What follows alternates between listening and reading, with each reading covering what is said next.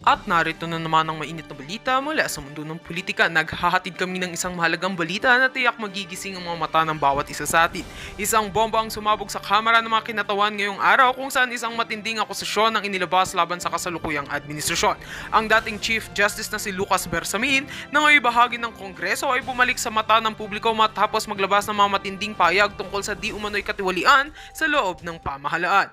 Ayon kay Bersamin, isang masalimuot na sabuatan ng matagal nang nangyayari sa mga ahensya ng gobyerno, partikular na sa mga proyekto at kontrata na di umano'y inaabuso ang pondo ng bayan. Sa kanyang testimonyang inihain sa kamera, tinukoy ni Bersamin ang mga pangalan ng mga opisyal at ahensya na umano'y sangkot sa mga iligal na gawain, kung saan nagsanib sa mga mataas na opisyal upang mangurakot ng pondo mula sa mga proyekto ng gobyerno.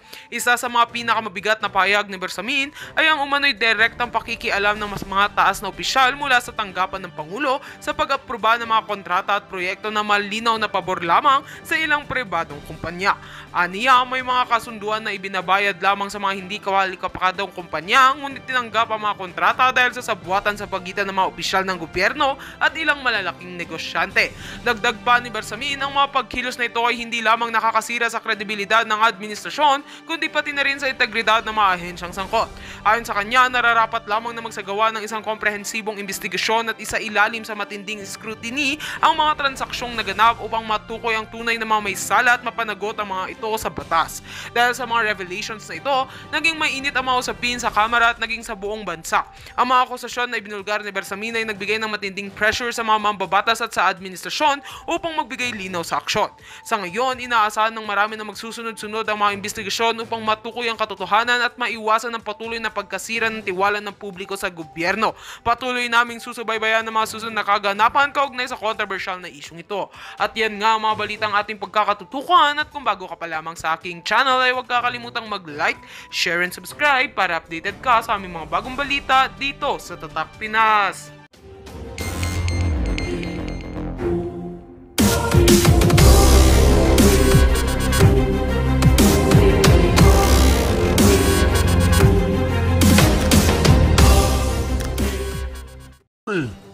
Dapat talaga ang sasagot dyan, sino? Si Tamba. Si Tamba dapat. Tsaka sino? Si Kilay. Sila dapat ang sasagot. Kasi natapos na yung bicameral committee report na kung saan magpo-proceed na sila doon sa tinatawag natin General Appropriation Bill. Yung General Appropriation Bill, yun ang magiging tulay para magkaroon ng GAA, yung General Appropriation Act na pipirma ni Bobong Marcos. Kaya si Manong Bersamin, tumpak, huwag kayong magsalita dyan sa Malacanang ha. Kung wala kayong kinalaman doon sa tinatawag na fourth chamber na kumumpleto doon sa mga numero doon sa GAB, huwag kayong kikibo. Oy, Bobong Marcos, huwag kang kikibo kung wala kayong kinalaman.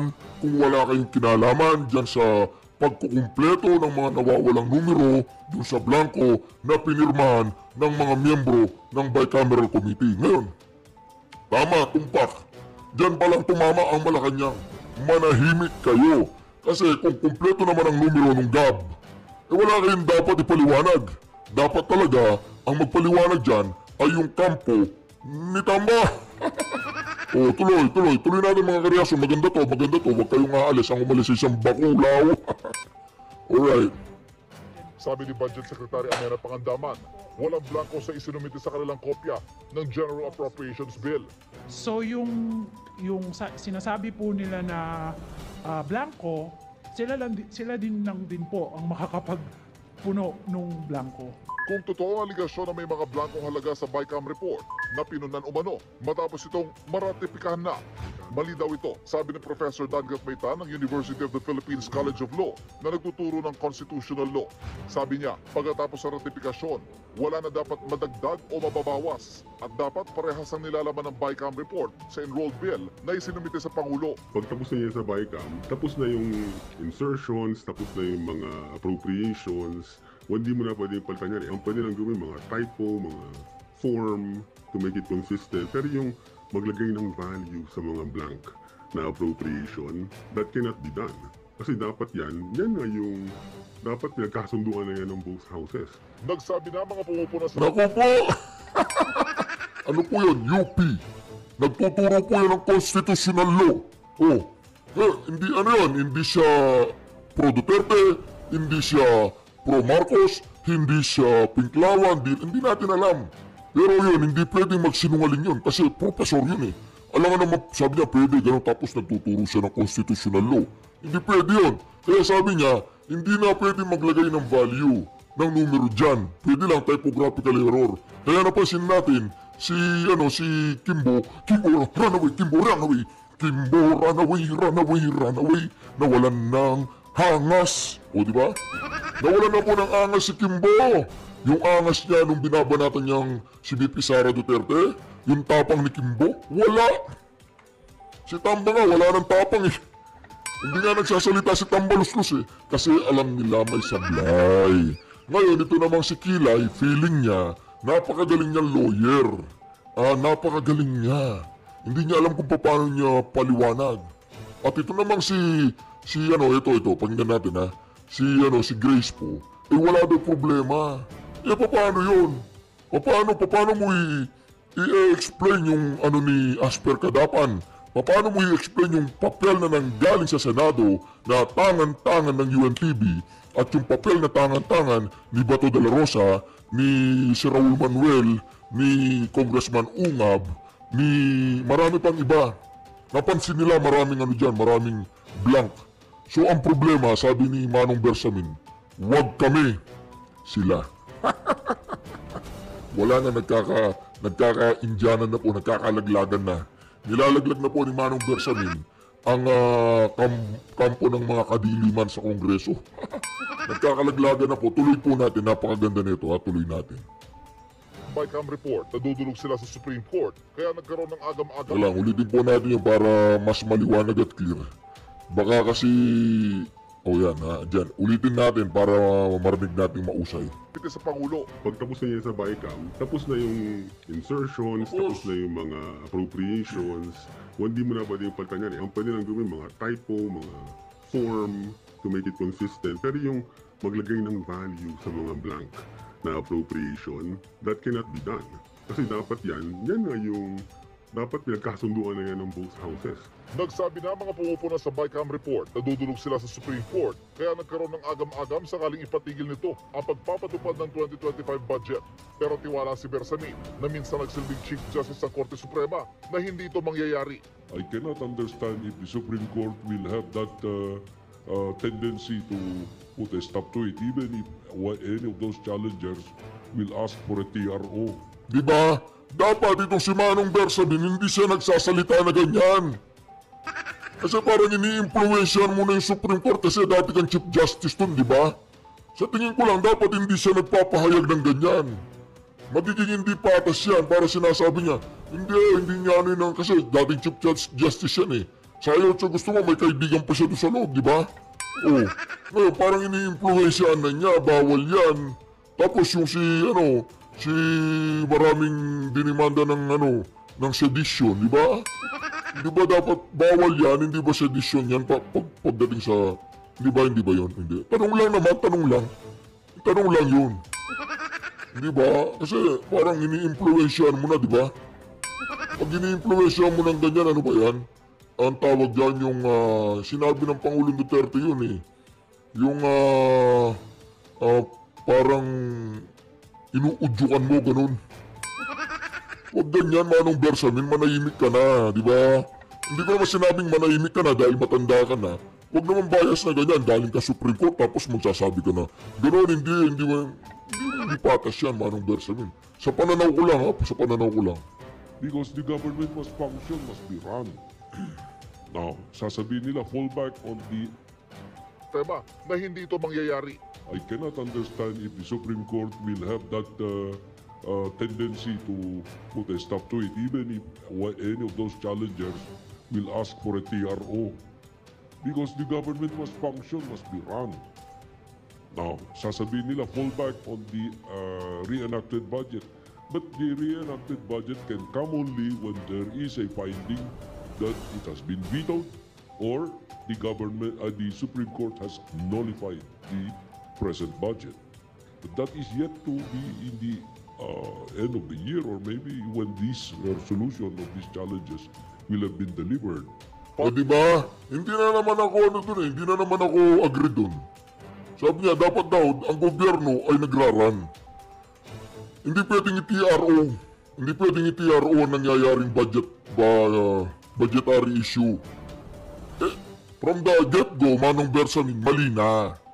From the get-go, corrupt na nga yung budget mali na nga corrupted na Ibig mo sabihin, kahit alam mong mali, tutuloy-tuloy mo pa yan? Ha? Hindi mo ititigil yan? Para maiwas to? Ibig mo sabihin, sasabihin mo, sige, dire-diretso mo na yan, okay lang yan. Mali nga may problema nga. May problema. Sasabihin mo, okay lang yan, dire-diretso mo na, matututas tayo niyan. Diba? Hindi solusyon sa problema yung hindi mo ipapatigil ang isang problema, magtutuloy-tuloy yan. Ang kalalabasan niyan, distraction. Kasi pinabayaan natin.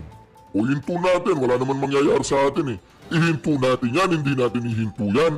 Magnanakaw pa rin ng mga yan. Diba? Ngayon, ihinto natin, ayusin. Sabi mo, gumigewang yung manubela. Gumigewang yung manubela ng kotse, ganon. Sasabihin mo, okay na yan, sige na, huwag mong ihinto. Magtatagal lang tayo. O na-aksidente tayo ngayon.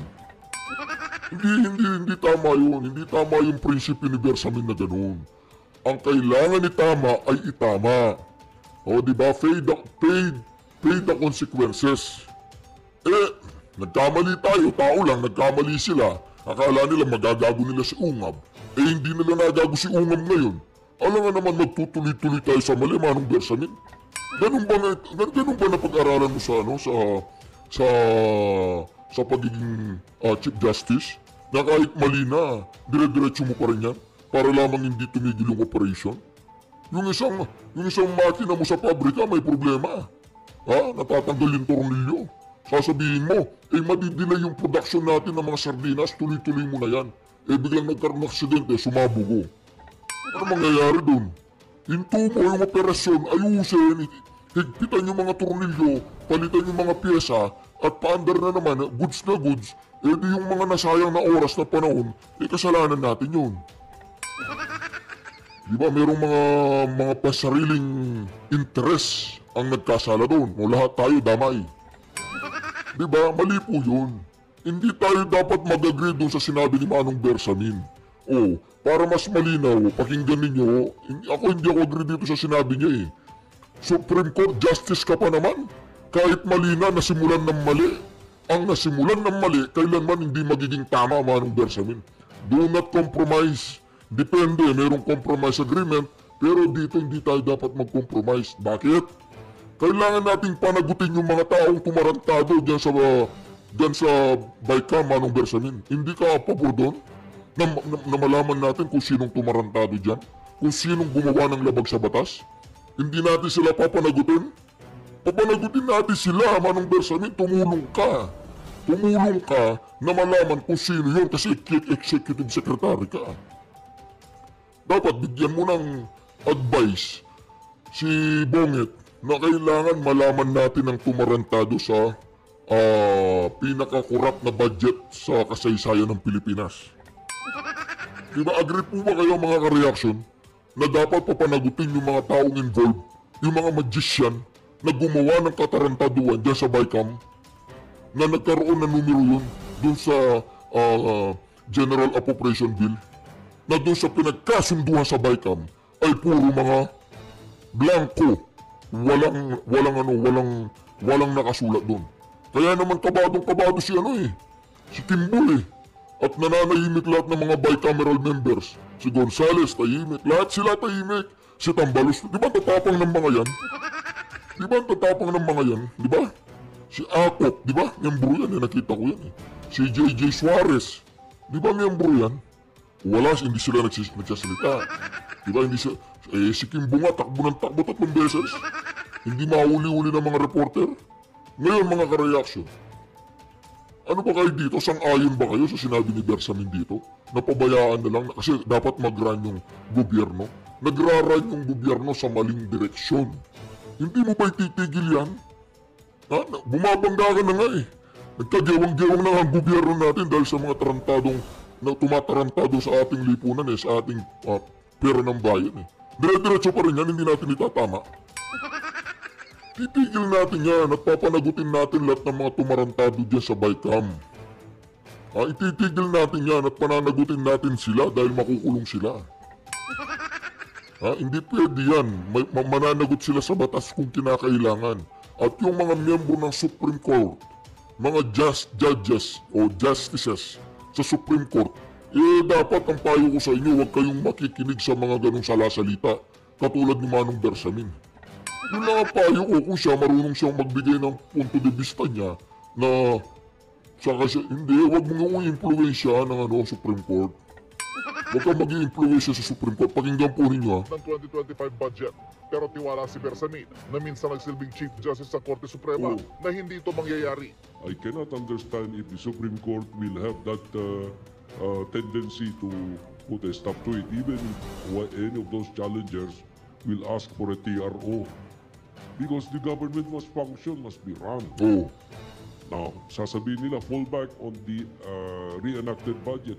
But the reenacted budget can come only when there is a finding that it has been vetoed or the Supreme Court has nullified the present budget. Kaya nga pumunta doon si Ungab eh. Kaya nga pumunta doon si Ungab.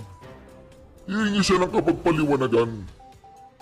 Ang karampatang gamot sa sakit ng bayan kung tayo ay naniniwala pa rin sa kataas-taasang hukom sa Supreme Court na siya na lang ang ating pag-asa. Dahil yung Senado, yung Kongreso, Supreme Court na lang ang ating pag-asa ng masasabihan ng ating sama ng loob, ng ating iniinda, ng ating problema. Saan pa tayo pupunta mga kareaksyon? Saan pa tayo pupunta? Kung yung mismong dating former Chief Justice ay nagbibigay ng payo, nagbibigay ng kanyang punto de vista sa mga justices diyan sa Supreme Court, saan pa tayo pupunta niyan? Diba? At kung naalala nila yung expose ni SAS patungkol dan sa heavy luggage na di umano ay na-impluensya ni Tamba ang mga justices ng Supreme Court na pumabor doon sa gustong paboran ni Tamba doon sa Okada. Kung totoo man yun, pwede palang ma-influensya ng Supreme Court. Kaya nawawalan na minsan ng gana ang mga tao at nawawalan na ng pag-asa sa mga ganitong issue. Di ba mga kareaksyon? At ngayon, itong si Bersamin, nagsasalita po siya. Nagsasalita siya ng para bagang nagsasabi siya ng kanyang saloobin at pananaw dito sa issue na ito na dapat isa ka, Bersamin, sa maghahanap at hanapin natin yung mga salarin, hanapin natin yung mga tiwali, at hanapin natin yung bumaboy sa bawat isang Pilipino sa ginawa nila dyan sa BICAM. Tama po ba yan mga kareaksyon? Tama yun eh. Kasi, mantagin mo yung ginagawa nilang yan. Meron ka bang pinoprotektahan, Bersamin, sa pagsasalita mong ganyan? Tanong lang. Meron ka bang pinoprotektahan, former Chief Justice? Meron ba? Meron ba kayong tinatago? Wala. Pupuntahan namin si Tamba, ganun. Silang tatanungin namin. O kung ganun, manahimik na lang kayo. Tama na yung sinabi mo na ang dapat managot yan yung Kongreso at Senado. Kami wala kaming pananagutan. Period. Wala nang dapat maririnig sa inyo. Na makaka-impluensya sa gagawin ni Congressman Ungab na may maririnig ka na. Kaya dapat manawagan tayo sa Supreme Court. Dapat yung Supreme Court natin ay tayuan nila kung ano yung dapat nilang tayuan. Ang ikabubuti ng bayan sa pangmatagalan. Huwag nilang pakinggan si Bersamin na nagraran. Stop natin. Stop natin. Total wala naman nangyayari. Stop or running the government in this very moment doesn't make any difference. Umulan, bumaha, walang flood control. Diba? Walang flood control. Naubos ang kaban ng bayan sa akap. Walang masasabi nating flagship na infrastructure na ginawa ni Bobong Marcos. Puro mga ribbon cutting na pasimuno ng mga nakaraang administrasyon. Hindi lang si Pangulong Duterte, yung mga naunang administrasyon pa na natapos ngayong panahon ni Bobong Marcos. Pero yung tinatawag nating flagship infrastructure project? Wala. Wala po mga ka-reaction. 20 pesos na bigas? Wala. Kaya dapat ako, hindi dapat nagsasalita ng ganito si Manong Bersamin. Huwag siyang magpapakawala ng salita na pwedeng ma-impluensyahan yung mga nasa Supreme Court. Di po ba mga ka-reaction? O ngayon, pakinggan natin si narinig po natin yung sinabi nung narinig po natin yung sinabi nung UP professor, no? Narinig po natin yung sinabi ng UP professor, ayun, no? Ano po sabi ng UP professor? Bago po natin pakinggan muli ang sinabi ni Grace po, pakinggan lang natin yung sinabi ng UP professor. 50 seconds lang to, wala pa. Bigyan natin, ha? Po ang makakapagpuno nung blanco. Kung totoo ang aligasyon na may mga blankong halaga sa BICAM report na pinunan umano matapos itong maratipikahan na, mali daw ito, sabi ng Professor Dangat Mayta ng University of the Philippines College of Law na nagtuturo ng constitutional law. Sabi niya, pagkatapos ng ratifikasyon, wala na dapat madagdag o mababawas at dapat parehas ang nilalaman ng BICAM report sa enrolled bill na isinumite sa Pangulo. Pag tapos na yan sa BICAM, tapos na yung insertions, tapos na yung mga appropriations, hindi mo na pwede yung palitan yan. Ang pwede lang gawin, mga typo, mga form, to make it consistent. Pero yung maglagay ng value sa mga blank na appropriation, that cannot be done. Kasi dapat yan nga yung dapat pinagkasunduan na yan ng both houses. Nagsabi na mga pumupuna sa BICAM report na dudulog sila sa Supreme Court kaya nagkaroon ng agam-agam sakaling ipatigil nito ang pagpapatupad ng 2025 budget. O diba? Ngayon mga karyasod, pakinggan natin si Grace po, Sa kabila na ipinakita ang BICAM report ng ilang mambabatas kung saan may mga blanco sa ilang pahina. Nanindigan si Senadora Grace Poe, na chairperson ng Senate Finance Committee, na walang mali sa pagpapatibay ng 2025 national budget. Saksi si Joseph Moro. Bilang chairman ng Senate Finance Committee, si Senadora Grace Poe ang nanguna sa pag-aaral at pagdepensa ng panukalang 2025 national budget. Si Poe pinanindigang walang milagro at walang maling nangyari sa pagpasa ng 2025 national budget. Sa kabila ito ng pagsabi ng ilang mambabatas kabilang na sina Davao City 3rd District Representative Isidro Ungab, Kabataan Party List Representative Raul Manuel at Senadora Amy Marcos na ang niratipikahang Bicameral Conference Committee report may mga blankong probisyon. But in terms of stages, from BICAM report na black and then enrolled bill with teachers, sinong gumawa?